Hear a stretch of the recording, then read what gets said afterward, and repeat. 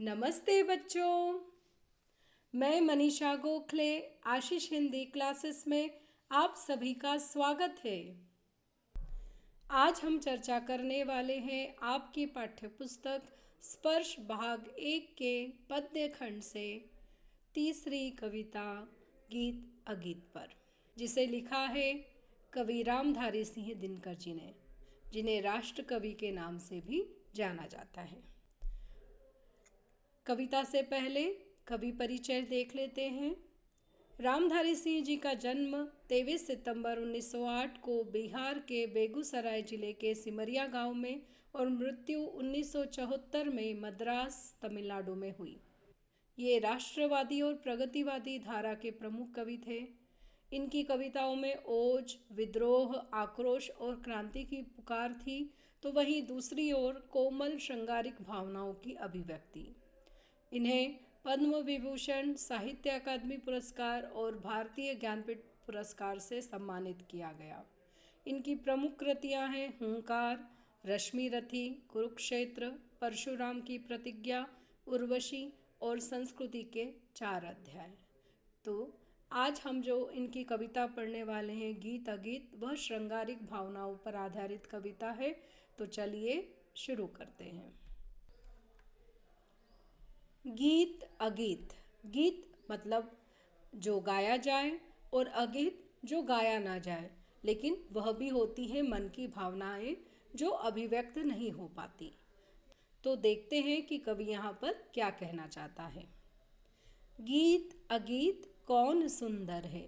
तो कवि यहाँ पर हमसे प्रश्न कर रहा है कि जो गाया जाता है वह गीत सुंदर है या जो भाव मन के अंदर छुपे रहते हैं वह सुंदर है। केवल वो गाए नहीं जाते पर भाव तो वहाँ पर रहते हैं जो अभिव्यक्त नहीं हो पाते। अब उसके लिए कवि एक उदाहरण भी दे रहा है।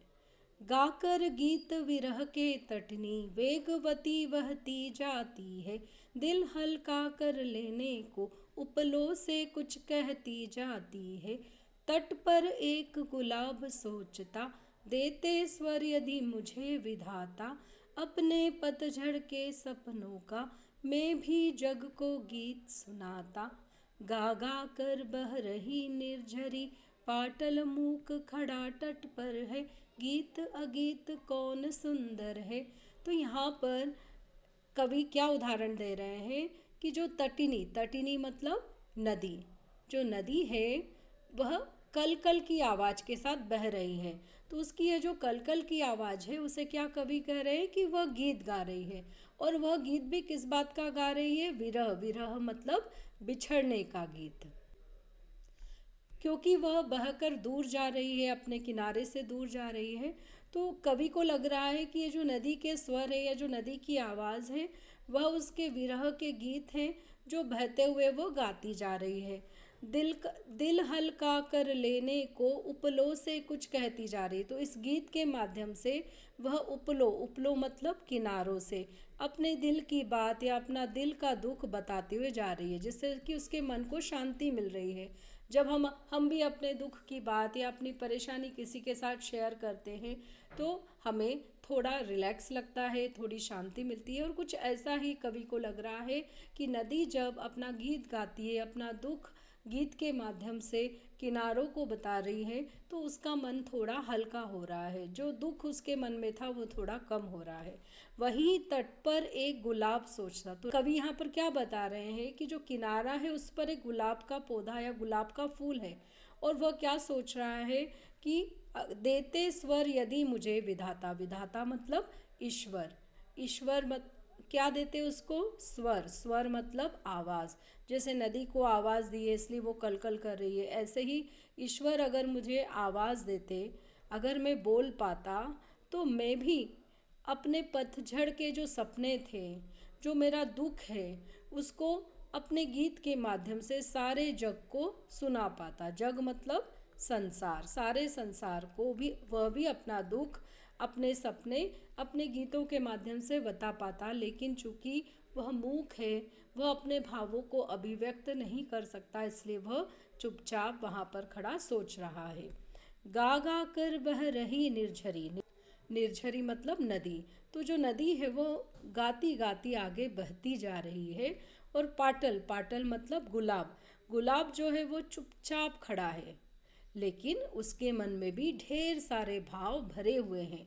इसलिए कवि हमसे पूछ रहा है कि नदी का गीत सुंदर है या गुलाब के मन के न गाए हुए भाव सुंदर है, इन दोनों में से सुंदर कौन है। फिर दूसरा उदाहरण कवि दे रहे हैं, बैठा शूक उस घनी डाल पर, जो खोते पर छाया देती, पंख फुला नीचे खोते में, शुकी बैठ अंडे है सेती, गाता शूक जब किरण वसंती, छूती अंग पर्ण से छनकर, किंतु शुकी के गीत उमड़ कर, रह जाते स्नेह में सनकर, गूंज रहा शुक का स्वर वन में, फूला मग्न शुकी का पर है, गीत अगीत कौन सुंदर है। तो यहाँ पर कवि बता रहा है कि एक पेड़ की घनी डाल के ऊपर, आपको यहाँ दिखाई दे रहा होगा, एक शुक या एक तोता बैठा हुआ है। ये वही घनी डाल है जो उसके घोंसले को, ये जो घोंसला है उसको छाया दे रही है। छाया दे रही मतलब उसे शेड दे रही है, धूप से उसे बचा रही है। और नीचे उस घोंसले में जो शुकी है, शुकी मतलब मादा तोता या तोती, वह अपने पंखों को फैलाकर उसने जो अंडे दिए हैं उन्हें से रही है। अब यहाँ पर क्या हो रहा है, ऊपर से जब सूरज की किरणें इन पत्तियों से छन कर शुक के शरीर को स्पर्श कर रही है। शुक मतलब तोते के शरीर को, पर्ण मतलब पत्तों से छनकर। तो पत्तों से छनकर जब सूरज की किरणें तोते के शरीर को स्पर्श करती है तो वह गाने लग जाता है, क्योंकि वो खुश हो जाता है, वो झूमने लगता है और मीठा मीठा गीत वो गाने लगता है। लेकिन जो शुकी या मादा तोता है जो अपने अंडों को से रही है, वह शुकी वह जो शुकी है उसके मन में भी गीत उमड़ रहा है, वो भी बहुत खुश है। और अपने तोते का गीत सुनकर तो वो और भी खुश हो जाती है, उसके मन में भी अनेक भाव उत्पन्न हो जाते हैं। लेकिन फिर भी वह मौन है, वो चुपचाप है। वो उस प्यार में केवल उसका मन फूल गया है, उसके पंख और अधिक फूल गए हैं, लेकिन वह शांत है, वो कुछ गा नहीं रही है। तो गूंज रहा शुक का स्वर वन में, तो शुक की जो आवाज़ है, शुक का जो गीत है या तोते का जो गीत है, वो सारे वन में मतलब सारे जंगल में गूंज रहा है। फूला मग्न शुकी का पर है, और जो शुकी है उसका मन फूल गया है, उसका मन खुश हो गया है, उसके पंख फैले हुए हैं, लेकिन वो कुछ गा नहीं रही है। तो यहाँ पर कवि फिर से पूछ रहा है कि जो तोते का गीत है वह सुंदर है, या जो शुकी या जो मादा तोता है जो चुप है पर वो बहुत खुश है और अपने पंख फैला रही है, उसके मन में अनेक प्रेम भाव उत्पन्न हो चुके हैं, वह अगीत सुंदर है। इस गीत या अगीत में से आप किसे सुंदर मानेंगे। दो प्रेमी है यहाँ एक जब, बड़े सांझ आला गाता है, पहला स्वर उसकी राधा को घर से यहाँ खींच लाता है, चोरी चोरी खड़ी नीम की छाया में छिप कर सुनती है, हुई न क्यों में कड़ी गीत की विधना यो मन में गुनती है, वह गाता पर किसी वेग से फूल रहा इसका अंतर है, गीत अगीत कौन सुंदर है। तो यहाँ पर एक जो दो प्रेमी है उनके बारे में कवि एक दृश्य प्रस्तुत कर रहा है और कह रहा है कि दो प्रेमी हैं, यहाँ पर दो प्रेमी हैं, और जब बड़ी सांझ के समय मतलब शाम के समय जो प्रेमी है वह आल्हा एक लोकगीत है उसे गा रहा है, एक प्रेम गीत रहता है लोकगीत में, तो उसे वो गा रहा है। अब उसके गाने की आवाज़ सुनकर उसकी जो राधा है या उसकी जो प्रेमिका है वह अपने घर से बाहर निकलकर खिंची खिंची उसकी तरफ आती है, लेकिन फिर संकोच के कारण वह एक नीम के पेड़ के नीचे छिप छिप कर उसके गाने को सुनती है। संकोच भी रहता है, भय भी रहता है, डर भी रहता है कि लोग क्या कहेंगे, और इसीलिए वो मन में क्या सोच रही है, हुई न क्यों में कड़ी गीत की विधना यूँ मन में गुनती। तो वो मन ही मन सोच रही है कि काश मैं भी इसके गीत में अपने कुछ शब्द जोड़ पाती, हे भाग्य विधाता, काश मुझे भी यह मौका मिलता। तो इधर वो जो लड़का है या जो प्रेमी है वो बड़ी तेजी से बड़े उत्साह के साथ यह लोकगीत या प्रेम गीत गाता जा रहा है। उधर जो लड़की है उसके मन में भी अनेक भाव उत्पन्न हो रहे हैं। उसका जो अंतर है, अंतर मतलब मन, उसका मन भी खुशी से फूला नहीं समा रहा है और उसके मन में भी अनेक भाव आ रहे हैं।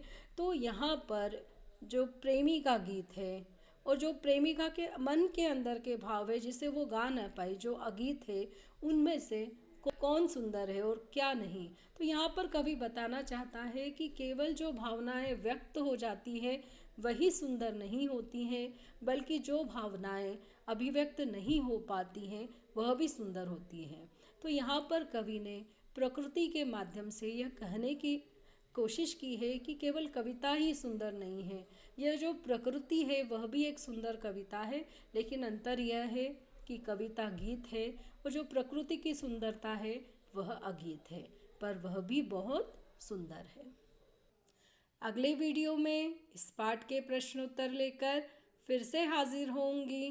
तब तक के लिए धन्यवाद।